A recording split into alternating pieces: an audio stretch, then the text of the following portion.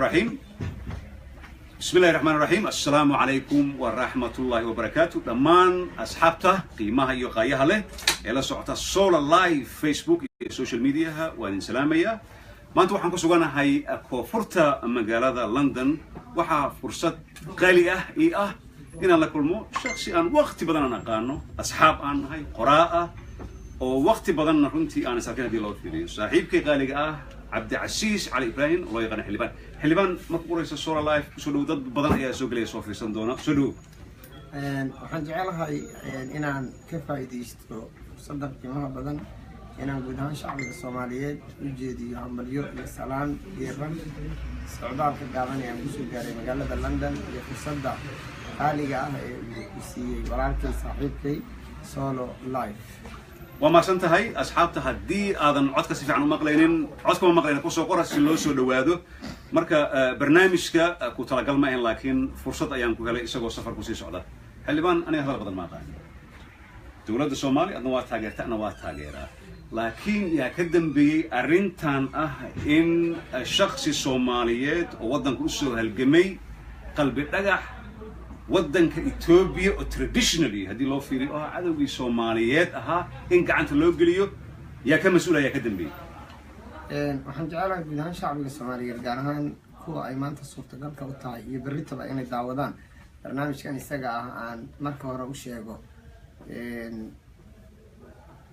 qalalaasaha dhinaca siyaasadeed ee ka taagan wuxuu ahaa dhulka jamhuuriyadda Soomaaliya dadkan ama dalkan aan joogno waxay yiraahdaan enough is enough Somalia cannot protect itself yani isma difaaci karto waxaan aaminsanahay hadalkaaga meelaha ku noqoshada uu leeyahay inaad iga ogolaato inaan ku noqdo Ethiopia aniga uma arko qof ahaan maanta Ethiopiyadii shalay dhaqan ahaan aad u taqaanay ama lagu baray ama nolol baray inay cadow u yihiin dadka Soomaalida dadka Jarmalka waxaan joognaa European Unionka ayay ka tirsan yihiin looma haysto loomana ciqaabo gabadhfaladii dhinaca taariikhda ahaa ee u geystay Hitler marka haddaad adigu cad u taqaan aniga maanta uma aqaan yaa ka dambeeyay in loo dhiibo qalbi dhagax ma qof shakhsi yaa ka dambeeyay ma xildhibaan yaa ka dambeeyay ma adaa ka dambeeyay yaa ka dambeeyay in loo dhiibo Ethiopia shakhsiyan Soomaalida maanta jirta yani waxaan rabaa inaad ogaato mid suurtagal ma ahan hadalkan laamaha warbaahinta iyo social media ay qoraan ama sheegaan in dadka Soomaalida marmarsiyo siyaasadeed ka dhigtaan ma haysaa taariikhdii ciidamada jamhuuriyadda Soomaaliya ku biiray halganka aad sheegayso iyo dagaalka laba jeer inuu ku dhaawacmay wax yar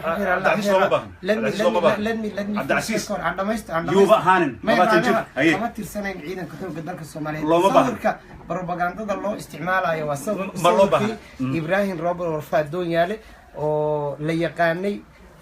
maxay ahayd lixiyo afarta maxay ahayd lixdan iyo afartii roob loo warbaa ka yimid Warfaa heestii loo qaaday ay u qaadeen ciidan ay u qaadeen hawlada qaranka ee waa bari in propaganda dhinaca siyaasadda loo isticmaalo si waxyeello loogu geysto hanaanka dowladnimo ee Soomaaliya عبد العزيز السلام عليكم ورحمة الله وبركاته. وعليكم السلام. اسكداف عيدمد يوهانن دنيال يوهانن لباتن جنوب هاب لباتن جنوب جراب قلبي دغح سؤال شيء هو very simple يا أديبي إثيوبيا. markii ay dhacday anigu goobjoog kama ahayn meeshii lagu dhiibay iyo cidda dhiibtay labadaba laakiin waxaa hubaal ah hadalaynta ugu badan ee toddobaadka inuu isaga ahaa laamaha warbaahinta ee Soomaalida waxaan qabaa qof ahaan in qalbi dhagax laga soo qaaday muxuu ahaa deegaanada ay maamusho galmudug state of Soomaaliya Muqdisho markii la yimaadana waxay ila tahay arrintu saad u malaynaysaa inaysan very simple ahayn waxaan rabaa shacbiga Soomaaliyeed guud ahaan inay ogaadaan عمر حسن البشير أو أحمد حوينها جمهورية السودان لبدي جري على مساركي كدعي جدها قرون كمجالة مقدشو مرنا لقوا على مسارة مدحويني ورا الدولة دي فدرال الصومالي حسن الشيخ محمود إنه إمام واي تي فرماجو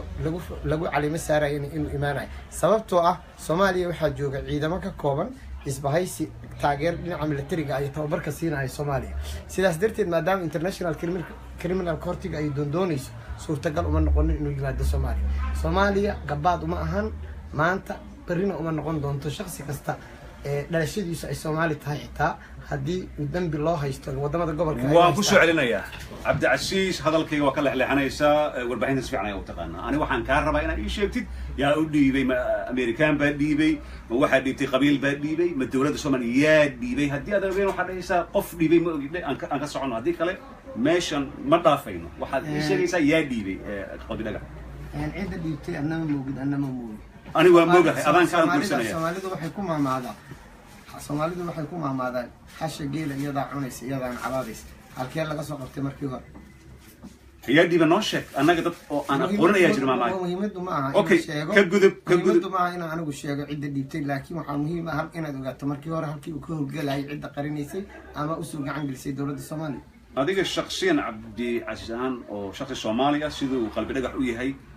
ma kula saxsan tahay qofku doon ha dhiibo in Ethiopia gacanta loo geliyo anigu waxaan qabaa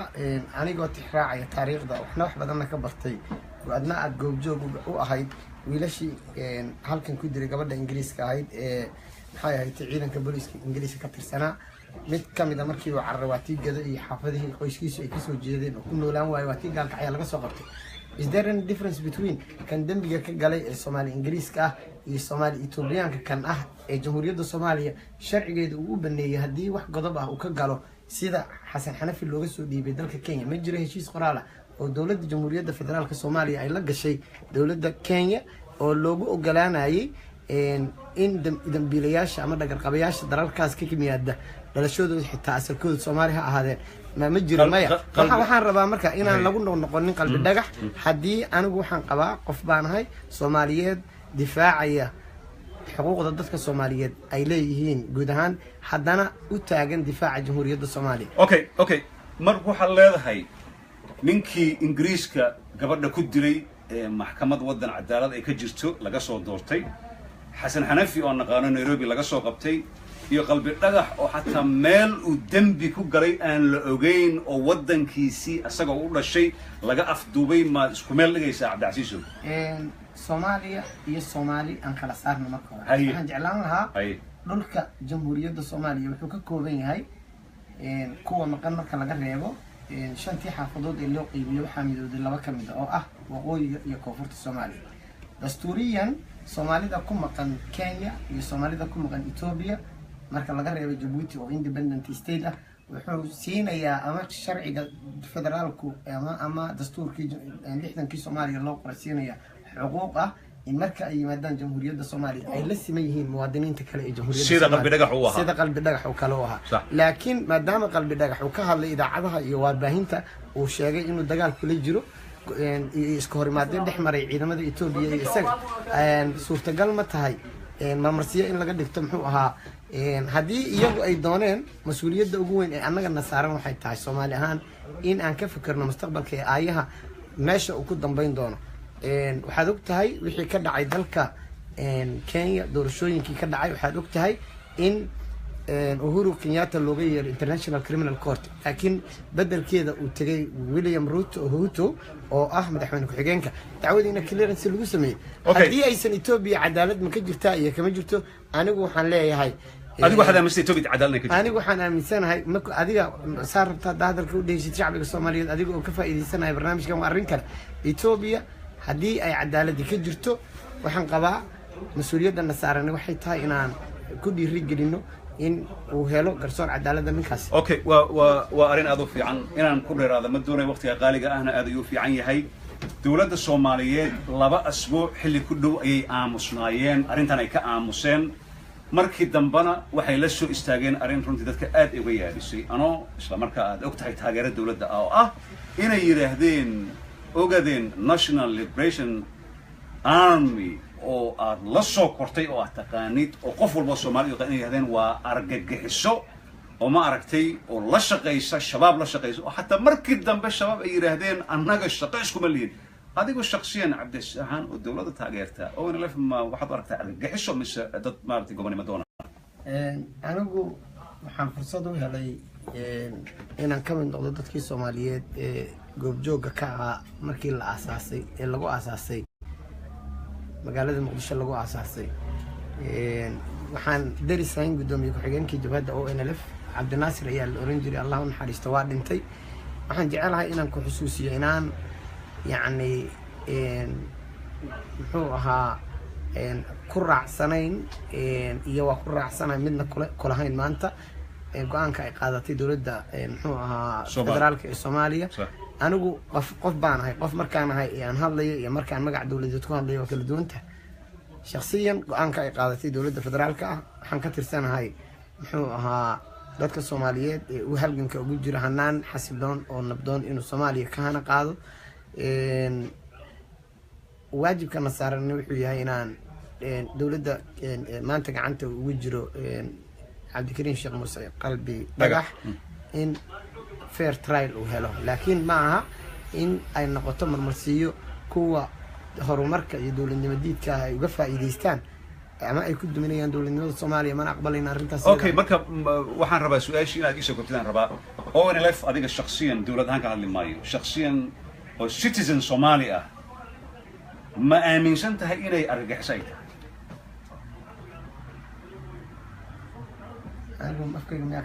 maya waa ku weydiiyey waxaan ku weydiiyey adigu ma aaminsan tahay aniga Soomaaliya ana dad Soomaaliya tahay marka adigu ma aaminsan tahay ONLF inay argagixiso tahay mise ma aaminsan anigu kama dhihin mana ka dhahay marka ma aaminsanid inay tahay ani ma aaminsan inay argagixiso yihiin waxaan aaminsanahay taariikhduna aan ku bartay inay yihiin dad u halgamaya inay ka go'aan maxay ahayd xukuumadda dhexe ee Itoobiya laakiin isbedelkii dhinaca taariikhda ee ka dhacay 1991kii dagaalkii aan la galnay kasokow maanta nolol dhaanta tii hore ay haystaan marka ma yihiin argagixiso ma anigu ma dhihin waa yihiin ma dhihin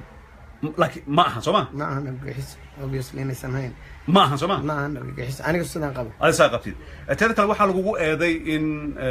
oo hadda dowladda aad u taageertid oo arrimaha ONLF-na aad tiraahdi marar badan aad ka hadashay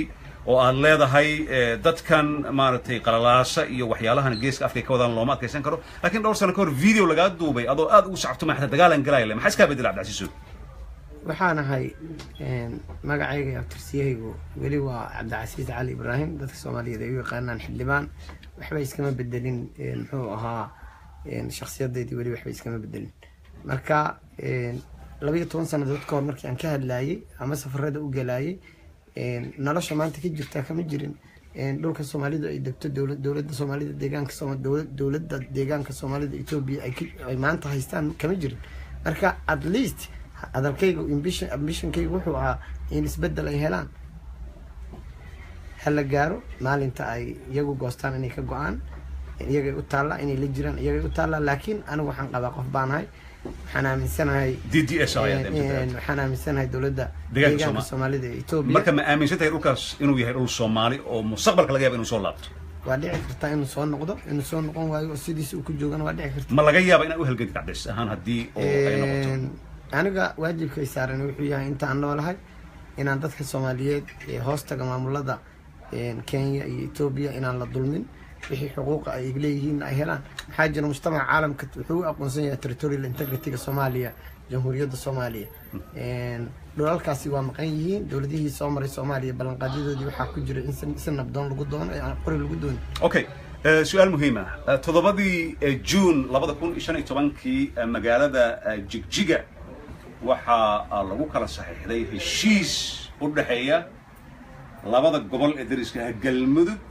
iyo dhulkan DDSI la yiraahdo dowladda deegaanka Soomaaliya iyadoo ay dhankan ay ka tageen madaxweynihii hore ee Galmudug Itoobiya maxaa la rabtay dowladda deegaanka Soomaaliya maya de muhiim ma ahan hadda aniga dowladda deegaanka Soomaaliya qof walba fahmi kara haddii aan ku yiraahdo marka afkaaga ka maya ma xishood ma Cabdicasiis xishood ma dowladda deegaanka ma Cabdicasiis su'aasha qasin dowladda deegaanka Soomaaliya haddii aan dhahay meel kale oo wadankeena kamid ah dowladda deegaanka Soomaaliya yiraahdo kuma taalo marka way fahmi kartaa taas ay qasin 7 June waxaa lagu saxiixay waxaa ka qayb galay xildhibaan mahad oo ka soo jeeda MP ahaan xaafadan Streatham on maanta aan ku suganahay MP and member of parliament ayuu leeyahay marka haddii uu ka iman lahaa Jubbaland ama Somaliland ama Puntland mahad waxaa la dhihi lahaa wuxuu u saxiixay isagoo Xasan Sheekh ka socdo oo xafiiskii madaxweynaha ay u saxiixay laakiin waxay ahayn local issue oo MP-ga Galmudug uu la saxiixday si dagaaladii dadka walaalaha ah ee dariska ah ay ku dhamaadeen loo xalliyo dadka adiga ka mid tahay dawladda taageero maxay arrintan u dhaheen mahad ayaa soo saxiixana maxay dhaheen inta soo fadeeca ma anigu waxaan qabaa qofaan sida aad u leedahay hadalka inuusan ahayn ruuxna ma inkiri karo dokumenti siyaasadeed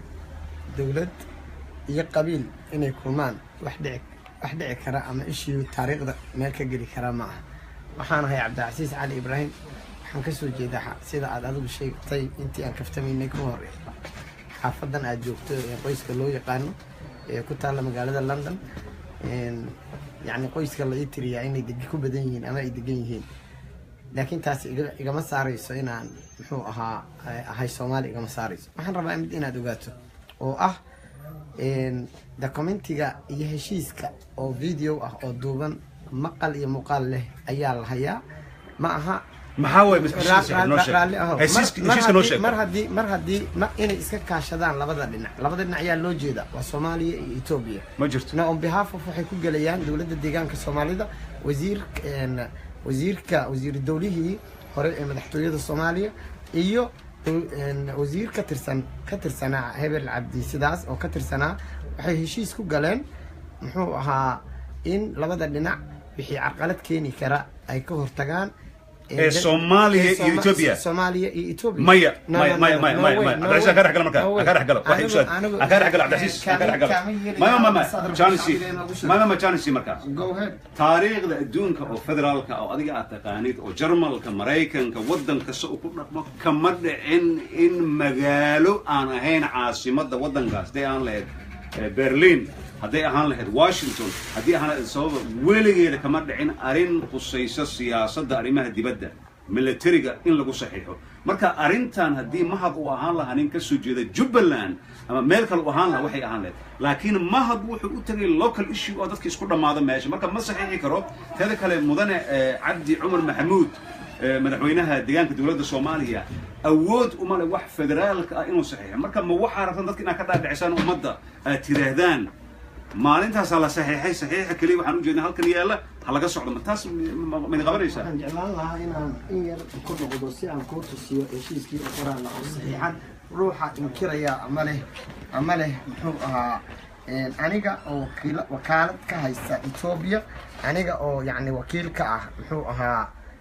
ka haysta aniga haddaanan ka tirsanayn dawladda dhexe ee Soomaaliya heshiis ma geli karin qoyska inta lagu galay raalla waxaa lagu galay goob ka mid ah dhulka Soomaalida laakiin hoostaga maamul ahaan Ethiopia oo federaalkeena ku saarayeen oo federaalkeena ma samayn karo waxaan rabaa inaan ku weydiiyo mas'alo kale oo ah markii madaxweynihii hore ee dawladda federaalka Soomaaliya ee tan ka horeysay uu tagay magaalada Jigjiga waa kii yiri daruusta waxbarashada lagu qaato Soomaaliya waa nal ku qaldi jiray waxaana loo dhigi jiray cadaawad Ethiopia ah والله لكن عبدالعزيز شكرها انه بدلين عبدالعزيز ما لو صحيح كرا جيج ما لو صحيح كرا ارين فدان قصيص waa lagu siixi kara sabab waxaa jira haddii xukuumadda dhexe uu ka haysto ogolaanshiyo mas-uulka markaas isaga hawsha haya heshiis ku geli karaa degmada iyo xaafadda uu ka joogo kama geli karo dastuurka Ethiopia ma dhigayso hadda waa taqaan waa hadda waxaan rabaa dastuurka Ethiopia qodobka diidaya in Cabdi Maxamed Umar oo ah madaxweynaha dawladda deegaanka Soomaalida Ethiopia inuu heshiis kula galo nimankan waxay wateen waxay ka tirsan yihiin waxaa jira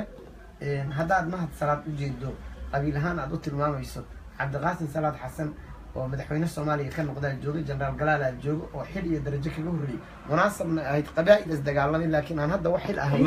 inay tagaan ee heshiiska galaan مصر وكل ما حلبان هذا كل دقيقة madaxweynaha dawladda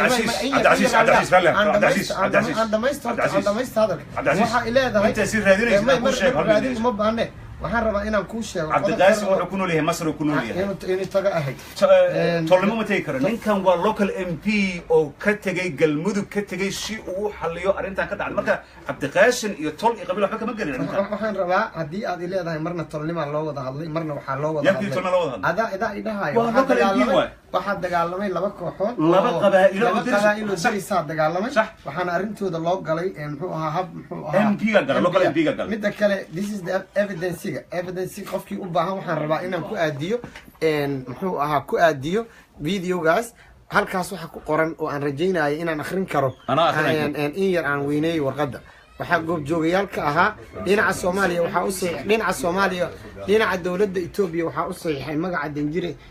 Shamsuddin oo saxiixay waxa soo loogeeyay xilka la taliyaha wasiirka wasaaradda arrimaha dibadda ah taariikhda la saxiixayna waa taas halkaas kalena waxaa ku saxiixan dhinaca dowladda Soomaaliya waxaa u saxiixay mudane Mahad Salaad xilka uu hayana ay tahay wasiir dowlaha madaxtooyada ee jamhuuriyadda Soomaaliya waxaan jeclaan lahaa inaan shacbiga la qaldi karin oo aan lagu qaldi karin dokumenti siyaasadeed inaan lagu qaldi karin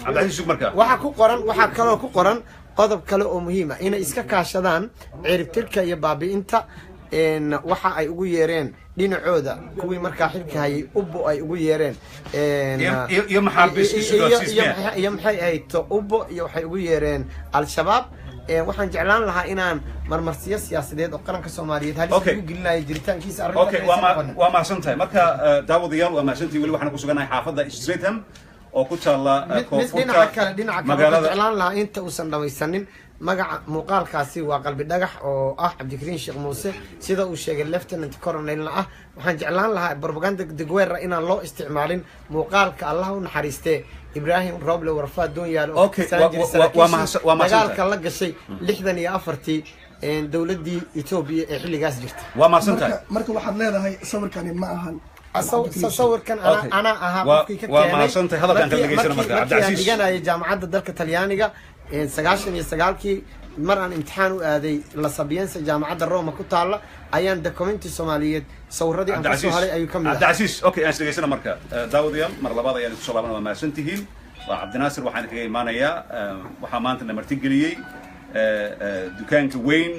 mareeg iyo Cabdinaasir Mukhtaar Dinaari ayaa wuxuu noo yahay cameraman waa mahadsantihiin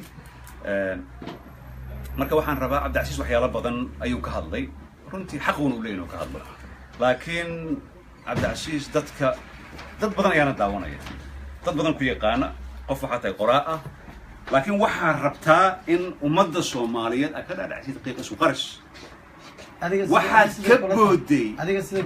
waxaad ka booday Cabdicasiis waxaad tiri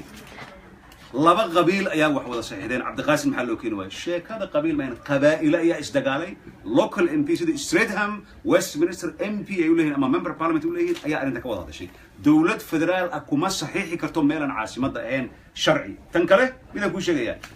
madaxweynihii hore ee galmudug wuxuu ka dhawaajiyay uu yiri waxaan ka codsanay dawladda deegaanka DDS ee Ethiopia oo adiga tiri ku dhawaaq in loo soo daayo maxbiis u dhashay gobolkaas yiraahdeen maxkamad federaal waxay xirtay anaga ma taaban karno marka saxiixan oo mahad ah ku soo qabateen oo evidence ah leedihiin ma ka dambeeyay in qalbi dhagax loo gudbiyo Ethiopia waxaan rabaa inaan si kala hadalka u yiraahdo oo ah in la gudbiyaa adigu hadalkaaga waxa ii muuqata la jiifiyaana banaan la joojiyaana banaan maalinta doodo ay dhalatay waxa jiray heshiisyo fara badan oo dawladda maanta ka jirta Soomaaliya aysan gacanta ku haynin laakiin ay galeen dawladihii iyaga ka horeeyay waxa laga maarmaan inaad garato shacbiga godob ayaa laga galayaa Soomaaliya ku dhaqan dhulka jamhuuriyadda Soomaaliya ma aha ani Soomaali kale kama hadlaayo waxaana la ka galayaa godob taasoo ah madaxweynaha waxaad leedahay heshiis lama geli karo madaxweynihii jamhuuriyadda federaalka Soomaaliya sidee ku booqday deegaanka dawladda deegaanka Soomaalida ee Itoobiya iyadoo uusan goobjoog ka ahayn madaxweynihii dawladda Itoobiya waa tagi kara laakiin heshiis kuma saxiixi karo iyo ra'iisul wasaaraha hadda waa tagi kara laakiin heshiis kuma saxiixi karo Haylo Maryam Desalinga uusan joogin waa tagi kara kuma saxiixi karo hadduu tagi karo wuxuu diidayaa ma jiraan heshiis maya okay aan ka gudubno Cabdicasiis waa maasantay Cabdicasiis dawladda aad u taageertaa waana fair laakiin dawladda haddii wax criticism ay ku yimaadaan ama aan xaq ahayn maxaa lagaaga waayay inaad arrimahaas sheegto sida aan u sheego oo maanta ay ugu dambeysay Facebook maxaad u sheegi lahayd waxaan rabaa waxa dadka Soomaalida isaga khaldan waxaan ahaa maalintii aan dhashay ilaa hadda intii aan u haminayo inaan maalin ka mid noqdo dadka Soomaaliyeed maalin uu shacbiga Soomaaliyeed fursad u heli doono inay hor istaagaan ama hogaamin doono isku dayayga ah waxaan jecelahay inaan ku ogeysiiyo noloshayda waxaan markii hore ku barbaaray dhinaca ciidamada oo aan jeclaa in aan sarkaal muuqda ama brigadier general laakiin janarnimadii fadixada ku timid 4 maalmood 4 sanadood nin ku qaataad arkaysaa marka iyadii inaan ka leexdo qasab ay noqoto waxaan rabaa arrimaha waa ka hadli jiray waa degdegaysaan ayaad is leedahay dowlad curdan ah oo aan 6 bilood jirin ayaad rabtaan in aad markiiba weerar ku qaadaan waxaan rabaa inaad muujisaan samirkii iyo dulqaadkii aan u yeeshay in dowladdii tan ka horreysay muddo sanad ah markii aan taageeriyey dhexdooda markii ay isaga dhaceen in aan dagaalka ku bilaabay oo aan hadalkaygii ugu horreeyey ee doodwadaag barnaamijkii aan soo fadhiistay aan ku idhi waa laga soo gudbay maalmihii tegay ee taariikhda ee la dhihi jiray ama dadka lagu handadi jiray waxaad qaraabo la tahay xasan sheekh maxamuud ra-iisul wasaare saacid ama guddoomiyaha baarlamaanka oo ahaa jawaari markii labaad haddana ah haddii sida ay dad badani qabaan marka lagu daro kuwa aniga qaraabo ila ah maalintaas hadalkii aan lahaa ee taariikhda gale waxay ila tahay inaad ilowsan tahay waxaad kaloo ilowsan tahay inaan ahaa shaksi isgarab taagay madaxweynaha hadda ka jira soomaaliya habeenkii xafladda lagu qabay kensington london ee yiri bahda aan ka soo jeedo ma aha yacni beer ka baxday madaxtooyada soomaaliya isbeddelay u baahan tahay marka waxaan rabaa in fursad la siiyo muddo sanad ah haddii ay gudan waayeen xilka iyo waajibaadka ka saarnaa ummadda soomaaliyeed lala xisaabtamo ha ka dhiganina markhaatiyo iyo marmaqsasyo siyaasadeed in aad saaka waqtiga ayaan ugu yar saaka waxaan ku soo waabariisanay in shaksi 2 asbuuc ka aamusnaa social mediaha amiin caamir oo artista ah oo inta badan garab taagan dadka maaragtay oo xaqooda u soo dhaciya oo ka aamusnaa arrintii ka dhacday bariire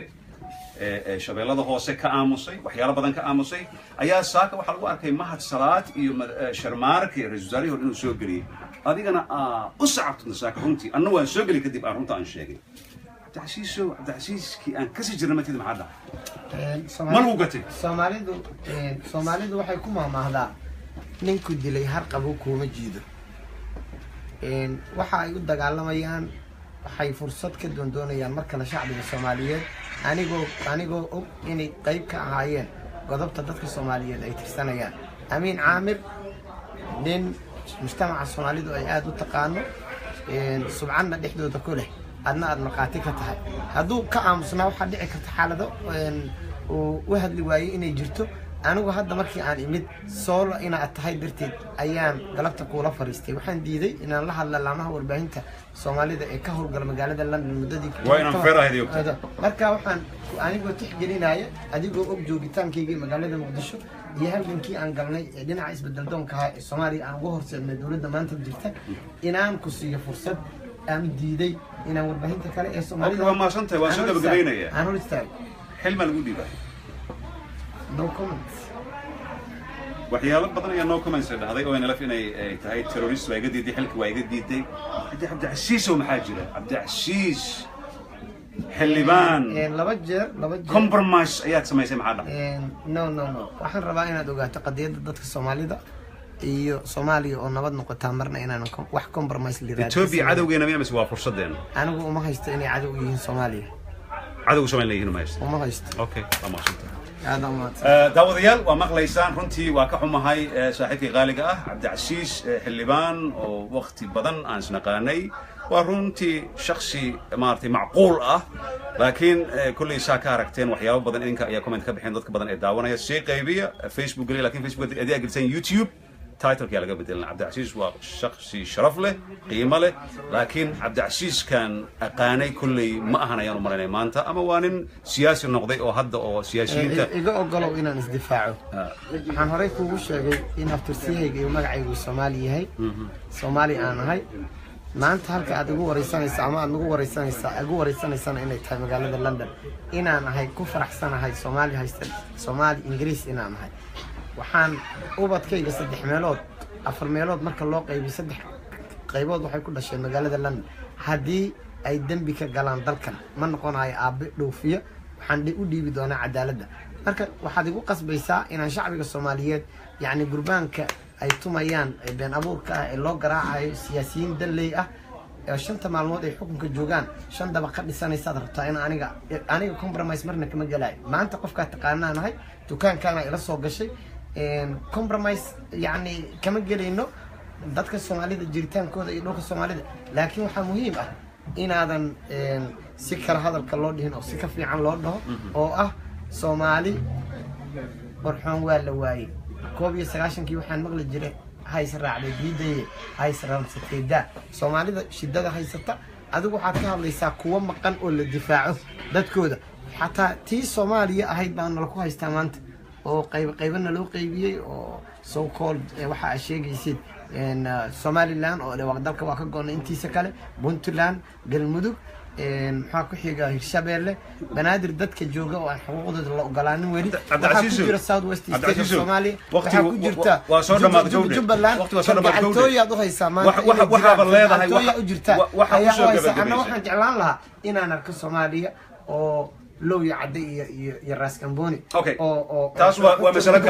كله كومنتس بدنا يا جرات بدنا يا كهلا مسألة ده سو مسألة كله لكن هذا هذيك يودك الدولة تاجرسن أنتوا ده بدو حد آمن شنتين دولة دان شرقول أيال الجسمية أو قلبي لقى حاجة مدي بين دت سياسة ده كسر دت واجران طبعا فرصة كفة إذا سنة اللي بنا واجران واجران لكن الدولة ده قف يدا قعدت يدا ديبتي دولة waxaan rabaa inaan ku sheego shalay dadku been abuurka loo sheegay aniga kuma jiro waxaan rajaynayaa shacbiga Soomaaliyeed inay ka garaadsadeen maalmihii tagay ee taariikhda ee loo sheegi jiray shalay waa maqlaysay xildhibaan Zakariya Xaaji Maxamuud Cabdi hadalka uu ka hadlay ee warbaahinta uu sheegay ee ahaa in ay waayeen tiradii looga baahnaa yaa arkay wasiir ka tirsan xukuumaddii uu ka tirsanaa ma la kama xirin waxba kama jiraan waxaan rabaa ما controversial ما يصير ربتي ده ربتي بدهش أديك وار لكن ما هذا آدم سلادي يجري ماشي عن 8 دقيقة كسو مري جرنا هل ساعة أيام ما أنت كل إيمان وحكلوا هاللي نك اللي يرادو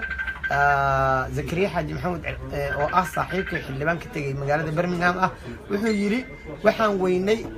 صحيحيا نقول فلان سي عن دولة أي كتير سنين وزير ده أنا أقول مركب مشغولة حاجاكو أركتي مركب وزير دولة وكتير سنة السجي والصحيحة اللي دولة النواد الصومالية عبد العزيز وحن ربا سؤال شامل ويدي حلبان ندفر بدنا كده عملنا وصار الله يفقد عملنا محمد ودني وحويري دولة قلت بيك الشيء maxaa ka dhibaya haddii ay tiraahdo qaladkan waynu galnay shacabkana ay u sheegaan in ay muxuu qalad galeen oo ka raali geliyaan oo uu madaxweynaha uu ka hadlo oo ilaa haddana aan marka waxa uu leeyahay adiga ka xildhibaan ahaan waxaa tahay nin mas'uul ah bal adiga aragtidaada maxaad yacni madaxda marka u tagtid beri aad kula talin lahayd aniga aragtida aan qabo waa sheegay muhiim maaha in madaxweynaha dowladda federaalka Soomaaliya His Excellency محمد عبد الله محمد فرماج وهري مادة شعبي الصوماليات دوت سياسيين مليجينا تنتهي مثل حد الجود الشعبي الصوماليات سي أي أبو بريان تنهو دجار كأ إن أي هري مادة شعبي وقنعية شعبي والله الله اللي شير حشو قدومين أي رئيس وزراءها دولة فدرال الصومالية حسن علي قيري قالها وزير هذا قاعن أي قاتين قرار أي قاتين وحن قبا قاعن قاتين إن لا احترام. أوكي. waxaan rabaa ugu dambays waqti ayaan ugu dhamaaday runtii maqalkiina waa soo dhow yahay cabdilcasiis horta dowladda anaga ma rabno dowladda inay dhacdo dowladda farmaajo iyo qayri qof rabo ma jirto ana marqaatika inaad ma rabno haddaynan rabin cabdilcasiis inaad isku daygiina cabdilcasiis halkan dhamay cabdilcasiis fursadan ku siiyey cabdilcasiis isku day inaad saxdo haddii qalad aad tilmaamto laakiin aad social media ka hadasho cabdilcasiis suurtagal kuma suurtagelinayso fadlan waxay raalliha waa hadasho jaansi cabdilcasiis dowladda Soomaaliya dhacdo ma rabno same time guul wada ma noqon karno indhaas ma tiri dhageysho hadalka ku dhamay indhaas ma tiri karno haddii aad la soo fadhiisatay xaafadda Streetham oo aad leedahay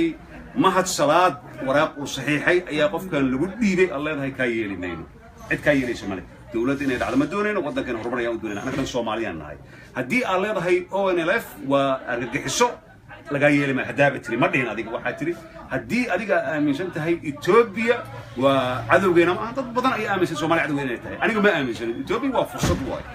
فميشا وبقول 20 مليون كسعودة أنت كده ملء والكينا ما أرتي عشورا كقالتنا لكن من ديدن سعودة هل نعكلي وحبوي سلا بدنا معهن وأنك يتوبي كله عود ودن كله يشتو قفل بكرة بسيها أرنتا وكهلا دولة واحد ربنا يتر هذا رالي هذا ويد عادي دنت جود ودن كله إيجو dad badan ayaa dhintay laga ma hadlayo dhibaato badan ayaa dhacday laakiin arintan dowladda waxay ku noqday mahmahdii Soomaaliyeed oo ma dhihi karo kama sheegi karo halkan dad badan caruur iyo haween ayaa fiirsanay kama dhihi karo ma sheegi karo marka niyo waa maasanta horta waa maasantahay ma intaadan salaamin ka hor waxaan jeclaan lahaa inaan ku celiyo in aad maanta ku celceliso jiritaanka dowladnimo Soomaaliyeed inay qayb ka ahaayeen dowladda aan dariska nahay ee Itoobiya haddii gurmadkii ay ku yimaadeen ay u soo gurmadeen Soomaaliya si ay ula dagaalamaan cadawga duulaanka ku aqranimada iyo madaxbannaanida Soomaaliya ee al-shabaab ee inta badan ay taageerayeen adna aad markaati ka tahay inaan ahaan ninka ugu hadal adag intii aan iskala shaqeynay Universal TV oo aan rajaynayo xitaa maanta galabta si kadis ah inaan muxuu ahaa kaarkeeda ugu soo ritay jeebka anigoo aan filin meel intaan ku arkay IDs-kiina loo sameeyay inaan ahaa ninka ugu adag ee sheegi jiray burcadda iyo qowleysatada xalaalaysatay dhiigga shacbiga Soomaaliyeed halkii ayaan wali taaganahay waxaan rabaa inaan ku sheego waxa la taagan tahay Itoobiya qaranka Soomaaliya difacda u soo taagan tahay meesha waxay halka arrin aan rabo inaan kugu soo gabagabeeyo waxay tahay muslim gabaygii ahaa Cali Jaamac Xaabiil ee ahaa muslimnimo niman kugu dhaqeen mu'minnimo qaasa gaal maxasta ku dhowra oo magansataa dhaama waa maasantahay ahlan wa sahlan thank you waa maasantihiin dhamaan asxaabta Cabdicasiis hadalka ma dhamaado aad ay u maasanyihiin saaxiib waa maasantahay wadankiina maaragtay diyaa tagtid dawladda naga gaarsiin dawladda reer Streatham reer London reer UK waa taageersan yihiin dawlad inay dhacdo ma rabno laakiin dawladdeena hadda waa dimuqraasi waa curdan waa in la xisaabtamo wadanka wixii ka dhaco anaga waa taageersanahay gulwadaan u nahay habeenii maalin laakiin waxaan u baahannahay dawladda in wixii jira shacabka banaanka la soo dhigo laakiin cid dhageysanaysa male oo in la faa argagixisa ah mahad salaada saxiixi kara in la dhiibo cid dhageysanaysa male Cabdicasiis dhamaan reer Streatham mareeg aad ayuu maasan yahay cameramanka diinaar waa maasan yahay dhamaan asxaab aad u fara badan oo hal mar axsan isma igu aad asxaabta reer Streatham odayaasha dhamaantiin waa salaaminta aad u fara badan ayaa daawanayay ninkan ujeedaan waa salaamintiin thank you ninkan ujeedaan waa ninka mareeg state malaheeda ma sha Allah waa maasantihiin assalaamu alaykum wa rahmatullahi wa barakatuh thank you very much thank you